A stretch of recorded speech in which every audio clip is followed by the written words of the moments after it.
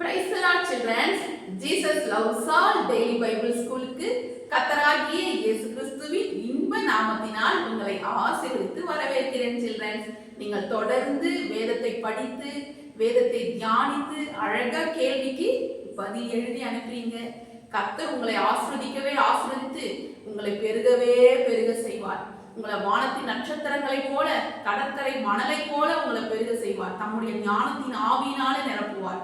இப்பொழுது ஆண்டியோட சேர்ந்து ஜெபம் பண்றீங்களா? அன்பு நிறைந்த ஆண்டவரே, டெய்லி பைபிள் ஸ்கூல்ல கலந்து கொள்ளுகிற பிள்ளைகளை ஆசீர்வதிங்கப்பா.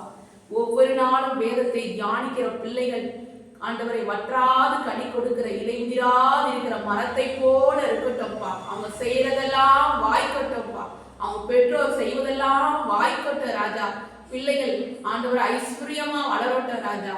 என் கர்த்தர் அப்பா, தேனை சாப்பிட்டீர் வெண்ணெயை சாப்பிட்டீர் என்று ஏசாயா புஸ்தகத்தில் எழுதப்பட்டிருக்கிறது போல பிள்ளைகள் திருப்தியாக சாப்பிட்டு வளரட்டும் ஆண்டவரை. நன்ற கொழுத்த கன்றை போல ஆரோக்கியமாய் வளரட்டும்.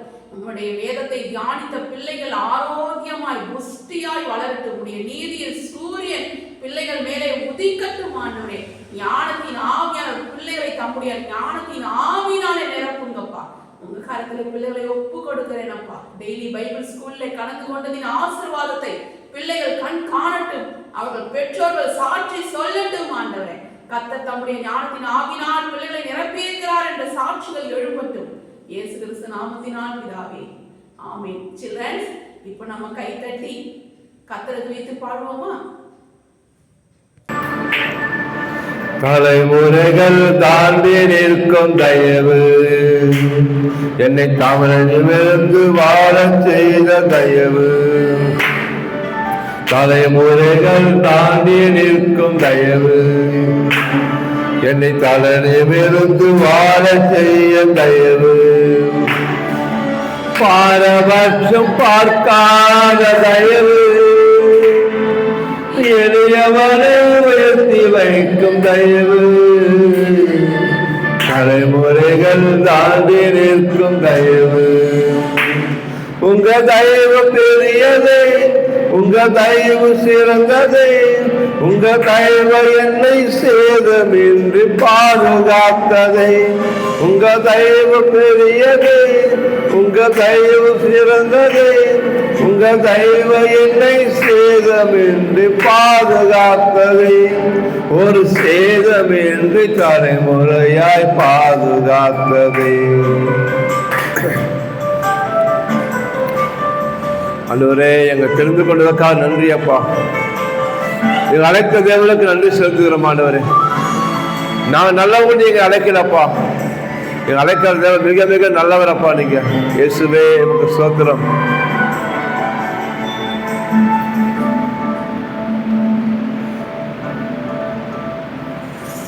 குறிப்பார்த்து எறியப்பட்ட சவுலின் அம்புகள் திசை மாறி போக செய்த தயவு பெரியது. குறிப்பார்த்து எறியப்பட்ட சவுலின் அம்புகள் திசை மாறி போக செய்த தயவு பெரியது. ஒரு அறையின் தூரத்திலே கண்ட மரணத்தை தடுத்து நிறுத்தி பாதுகாத்த தயவு பெரியது. இந்த தயவு பாட ஜீவன் உள்ளதே. உங்க தயவு பெரியது, உங்க தயவு சிறந்தது. உங்க தயவு என்னை சேதமின்றி பாதுகாத்தது.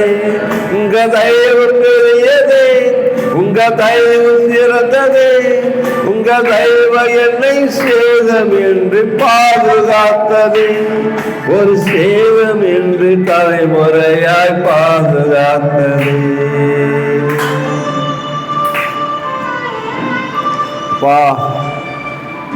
தலைமுறையானவரே, சில தலைமுறை தாண்டி போயிருந்தாலும் இந்த தலைமுறையை தெரிந்து கொண்டீங்களப்பா. இயேசு ஆராதிக்கும்படி உங்க நன்றியானவரே. தேங்க்யூ அப்பா. நீ நல்லவர் அப்பா.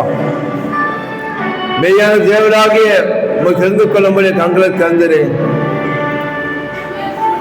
சுற்றி நின்ற ஜலங்கள் எல்லாம் அமர்ந்து போனது. என் பேரை மட்டும் பத்திரமாய் மலையில் நின்றது. சுற்றிருந்த ஜனங்கள் எல்லாம் அமர்ந்து போனதே, என் பேரை மட்டும் பத்திரமாய் மலையில் நின்றது. முருகம் என்று எதிர்பார்த்த கண்கள் தோன்றது, ஏழைக்கு பார்த்த வண்ணம் உயர்த்தி வைத்தது, என்னை உயர உயர கொண்டு செல்லுதே. உங்க தயவு பெரியதே, உங்க தயவு சிறந்ததே, உங்க தயவு என்னை சேதம் என்று பாதுகாத்ததே. உங்க தயவு பெரியதே, உங்க தயவு சிறந்ததே, உங்க தயவு என்னை சேதம் என்று பாதுகாத்ததே. ஒரு சேதமின்றி தலைமுறையாய் பாதுகாத்தது. தலைமுறைகள் தாண்டி நிற்கும் தயவு, என்னை தலையிலிருந்து வாழச் செய்த தயவு. பாரபட்சம் பார்க்காத தயவு, இறைவனை வைத்து வைக்கும் தயவு. தலைமுறைகள் தாண்டி நிற்கும் தயவு. உங்க தயவு பெரியதே, உங்க தயவு சிறந்ததே, உங்க தயவு என்னை சேதம் என்று பாதுகாத்ததே. உங்க தயவு பெரியதே, உங்க தயவு சிறந்ததே, உங்க தயவு என்னை சேதம் என்று பாதுகாத்ததே. ஒரு சேதம் என்று தலைமுறையாய் பாதுகாத்ததே.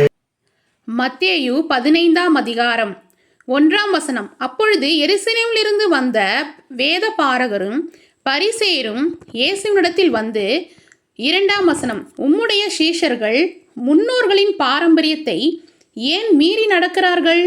கை கழுவாமல் போஜனம் பண்ணுகிறார்களே என்றார்கள். 3ஆம் வசனம், அவர்களுக்கு அவர் பிரதியுத்தரமாக, நீங்கள் உங்கள் பாரம்பரியத்தினாலே தேவனுடைய கற்பனையை ஏன் மீறி நடக்கிறீர்கள்? 4ஆம் வசனம், உன் தகப்பனையும் உன் தாயையும் கனம் பண்ணுவாயாக என்றும், தகப்பனையாவது தாயையாவது நிந்திக்கிறவன் கொல்லப்பட வேண்டும் என்றும் தேவன் கற்பித்திருக்கிறாரே. 5ஆம் வசனம், நீங்களோ எவனாகிலும் தகப்பனையாவது தாயையாவது நோக்கி, உனக்கு நான் செய்யத்தக்க உதவி ஏது உண்டோ அதை காணிக்கையாக கொடுக்கிறேன் என்று சொல்லி, தன் தகப்பனையாவது தன் தாயையாவது கனம் பண்ணாமற் போனாமலும் அவனுடைய கடமை தீர்ந்ததென்று போதித்து, 6ஆம் வசனம், உங்கள் பாரம்பரியத்தினாலே தேவனுடைய கற்பனையை அவமாக்குகிறீர்கள். 7ஆம் வசனம், மாயக்காரரை உங்களை குறித்து. 8ஆம் வசனம், இந்த ஜனங்கள் தங்கள் வாயினாலே என்னிடத்தில் சேர்ந்து தங்கள் உதடுகளினால் என்னை கனம் பண்ணுகிறார்கள், அவர்கள் இருதயமோ எனக்கு தூரமாய் விலகியிருக்கிறது. 9ஆம் வசனம், மனுஷருடைய கற்பனைகளை உபதேசங்களாக போதித்து வீணா எனக்கு ஆராதனை செய்கிறார்கள் என்று ஏசையா தீர்க்கதரிசி நன்றாய் சொல்லியிருக்கிறான் என்றார். 10ஆம் வசனம், பின்பு அவர் ஜனங்களை வரவழைத்து அவர்களை நோக்கி, நீங்கள் கேட்டு உணருங்கள். 11ஆம் வசனம், வாய்க்குள்ளே போகிறது மனுஷனை தீட்டுப்படுத்தாது, வாயிலிருந்து புறப்படுகிறதே மனுஷனை தீட்டுப்படுத்தும் என்றார். 12ஆம் வசனம், அப்பொழுது அவருடைய சீஷர்கள் அவரிடத்தில் வந்து, பரிசேயர் இந்த வசனத்தை கேட்டு இடறுதல் அடைந்தார்கள் என்று அறிவீரோ என்றார்கள். 13ஆம் வசனம், அவர் பிரதியுத்தரமாக, என் பரமபிதா நடாத நாட்டெல்லாம் வேரோடு பிடுங்கப்படும். 14ஆம் வசனம், அவர்களை விட்டு விடுங்கள், அவர்கள் குருடருக்கு வழிகாட்டுகிற குருடராயிருக்கிறார்கள், குருடனுக்கு குருடன் வழிகாட்டினால் இருவரும் குழியிலே விழுவார்களே என்றார். 15ஆம் வசனம், அப்பொழுது பேதுரு அவரை நோக்கி, இந்த ஓமையை எங்களுக்கு வெளிப்படுத்த வேண்டும் என்றான். 16ஆம் வசனம், அதற்கு இயேசு, நீங்களும் இன்னும் உணர்வில்லாதவர்களாயிருக்கிறீர்களா? 17ஆம் வசனம், வாய்க்குள்ளே போகிறதெல்லாம் வயிற்றில் சென்று ஆசன வழியாய் கழிந்து போகும் என்பதை நீங்கள் இன்னும் அறியவில்லையா? 18ஆம் வசனம், வாயிலிருந்து புறப்படுகிற இருதயத்திலிருந்து புறப்பட்டு வரும் அவைகளே மனுஷனை தீட்டுப்படுத்தும். 19ஆம் வசனம், எப்படி எனில் இருதயத்திலிருந்து பொல்லாத சிந்தனைகளும் கொலை பாதகங்களும் விபச்சாரங்களும் வேசித்தனங்களும் களவுகளும் பொய் சாட்சிகளும் தூஷணங்களும் புறப்பட்டு வரும். 20ஆம் வசனம், இவைகளே மனுஷனை தீட்டுப்படுத்தும், கை கழுவாமல் சாப்பிடுகிறது மனுஷனை தீட்டுப்படுத்தாது என்றார். 21ஆம் வசனம், பின்பு இயேசு அவ்விடம் விட்டு புறப்பட்டு தீரு சீதோன் பட்டணங்களின் திசைகளுக்கு போனார். 22ஆம் வசனம், அப்பொழுது அந்த திசைகளில் குடியிருக்கிற கானானிய ஸ்திரீ ஒருத்தி அவரிடத்தில் வந்து, ஆண்டவரே, தாவீதின் குமாரனே, எனக்கு இரங்கும், என் மகள் பிசாசினால் கொடிய வேதனைப்படுகிறாள் என்று சொல்லி கூப்பிட்டாள். 23ஆம் வசனம், அவளுக்கு பிரதியுத்தரமாக அவர் ஒரு வார்த்தையும் சொல்லவில்லை. அப்பொழுது அவருடைய சீஷர்கள் வந்து, இவள் நம்மை பின்தொடர்ந்து கூப்பிடுகிறாளே, இவளை அனுப்பிவிடும் என்று அவரை வேண்டிக் கொண்டார்கள். 24ஆம் வசனம், அதற்கு அவர், காணாமற் போன ஆடுகளாகிய இஸ்ரவேல் வீட்டாரிடத்துக்கு அனுப்பப்பட்டனே அன்றி மற்றபடி அல்லவென்றார். 25ஆம் வசனம், அவள் வந்து, ஆண்டவரே, எனக்கு உதவி செய்யும் என்று அவரை பணிந்து கொண்டாள். 26ஆம் வசனம், அவர் அவளை நோக்கி, பிள்ளைகளின் அப்பத்தை எடுத்து நாய்க்குட்டிகளுக்கு போடுகிறது நல்லதல்ல என்றார். 27ஆம் வசனம், அதற்கு அவள், மெய்தான் ஆண்டவரே, ஆகிலும் நாய்க்குட்டிகள் தங்கள் எஜமான்களின் மேஜையில் இருந்து விழும் துணிக்கைகளை தின்னுமே என்றாள். 28ஆம் வசனம், இயேசு அவளுக்கு பிரதியுத்தரமாக, ஸ்திரீயே, உன் விசுவாசம் பெரிது, நீ விரும்புகிறபடி உனக்கு ஆக கடவுது என்றார். அந்நேரமே அவள் மகள் ஆரோக்கியமானாள். 29ஆம் வசனம், இயேசு அவிடம் விட்டு புறப்பட்டு கலிலியா கடலருகே வந்து ஒரு மலையின் மேல் ஏறி அங்கே உட்கார்ந்தார். 30ஆம் வசனம், அப்பொழுது சப்பானிகள், குருடர், ஊமையர், ஊனர் முதலிய அநேகரை திரளான ஜனங்கள் கூட்டிக் கொண்டு இயேசுவிடத்தில் வந்து அவர்களை அவர் பாதத்திலே வைத்தார்கள். அவர்களை அவர் சொஸ்தப்படுத்தினார். 31ஆம் வசனம், ஊமையர் பேசுகிறதையும் ஊனர் சொஸ்தமடைகிறதையும் சப்பானிகள் நடக்கிறதையும் குருடர் பார்க்கிறதையும் ஜனங்கள் கண்டு ஆச்சரியப்பட்டு இஸ்ரவேலின் தேவனை மகிமைப்படுத்தினார்கள். 32ஆம் வசனம், பின்பு இயேசு தம்முடைய சீஷர்களை அழைத்து, ஜனங்களுக்காக பரிதபிக்கிறேன், இவர்களினிடத்தில் 3 நாள் தங்கியிருந்து சாப்பிட ஒன்றுமில்லாதிருக்கிறார்கள், இவர்களை பட்டினியாய் அனுப்பிவிட எனக்கு மனதில்லை, வழியிலே சோர்ந்து போவார்களே என்றார். 33ஆம் வசனம், அதற்கு அவருடைய சீஷர்கள், இவ்வளவு திரளான ஜனங்கள் திருப்தி உண்டாகும்படி வேண்டிய அப்பங்கள் இந்த வனாந்திரத்திலே நமக்கு எப்படி அகப்படும் என்றார்கள். 34ஆம் வசனம், அதற்கு இயேசு, உங்களிடத்தில் எத்தனை அப்பங்கள் உண்டு என்று கேட்டார். அவர்கள் 7 அப்பங்களும் சில சிறுமீன்களும் உண்டு என்றார்கள். 35ஆம் வசனம், அப்பொழுது அவர் ஜனங்களை தரையிலே பந்தியிருக்க கட்டளையிட்டு, 36ஆம் வசனம், அந்த 7 அப்பங்களையும் அந்த மீன்களையும் எடுத்து ஸ்தோத்திரம் பண்ணி பிட்டு தம்முடைய சீஷர்களிடத்தில் கொடுத்தார். சீஷர்கள் ஜனங்களுக்கு பரிமாறினார்கள். 37ஆம் வசனம், எல்லோரும் சாப்பிட்டு திருப்தி அடைந்தார்கள்.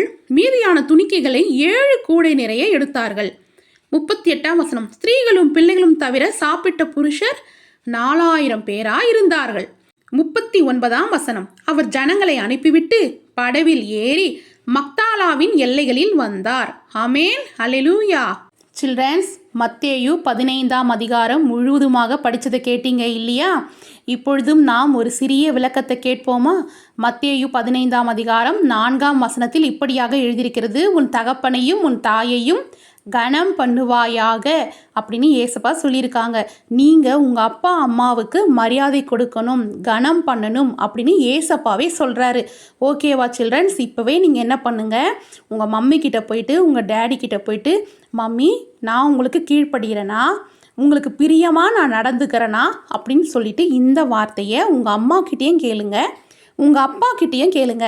அப்பா, நான் ஏதாவது உங்களுக்கு ஏதாவது தப்பு பண்ணுற மாதிரி நடந்துக்கிறேன்னா, உங்கள் மனசு கஷ்டப்படுத்துகிற மாதிரி நான் நடந்துக்கிறேன்னா நீங்கள் சொல்லுங்கள், நான் அதை மாற்றிக்கிறேன் அப்படின்னு சொல்லிவிட்டு உங்கள் மம்மி டேடி கிட்ட கேட்டு, அவங்க எந்த விஷயத்தில் நீங்கள் தப்பு பண்ணுறீங்க, எந்த விஷயத்தில் அவங்களுக்கு மரியாதை கொடுக்காத மாதிரி நடந்துக்கிறீங்களோ அந்த காரியத்தை அவங்க என்ன சொல்கிறாங்களோ அதை கேட்டு அந்த காரியத்தை நீங்கள் சேஞ்ச் பண்ணிக்கோங்க.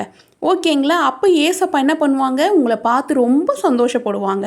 ஓகேவா? செய்கிறீங்களா? இப்போவே போயிட்டு உங்கள் மம்மி டேடி கிட்ட கேட்குறீங்களா, மம்மி நான் எந்த விஷயத்தில் மாற்றிக்கணும், எந்த விஷயத்தில் நான் உங்களுக்கு மரியாதை இல்லாமல் நடந்துக்கிறேன், எனக்கு சொல்லுங்கள், நான் அதில் நான் மாற்றிப்பேன் அப்படின்னு நீங்கள் சொல்லணும். அதே மாதிரி அவங்க என்ன சொல்கிறாங்களோ அந்த காரியத்தில் வெரி குட்டாக நடந்து ஏசப்பாவுடைய நாமத்தை நீங்கள் மகிமைப்படுத்தணும். ஏசப்பா அவங்கள பார்த்து ரொம்ப சந்தோஷப்படுவாங்க. ஓகேவா சில்ட்ரன்ஸ்? இப்போவே நீங்கள் செய்கிறீங்களா? சில்ட்ரன்ஸ், உங்களை கேள்வி கேட்கலாமா? இவர்கள் என்னிடத்தில் டேஷ் தங்கியிருந்து சாப்பிட ஒன்றுமில்லாதிருக்கிறார்கள். இவர்களை டேஷ் அனுப்பிவிட எனக்கு மனதில்லை. 3 நாள் பட்டினியாய். 5 நாள் தனியாய். 4 நாள் வெறுமையாய். சரியான விடைய நோட்டில் எழுதி வாட்ஸ்அப் நம்பருக்கு ஆன்ட்டிக்கு ஃபோட்டோ எடுத்து அனுப்புங்க சில்ட்ரன்ஸ்.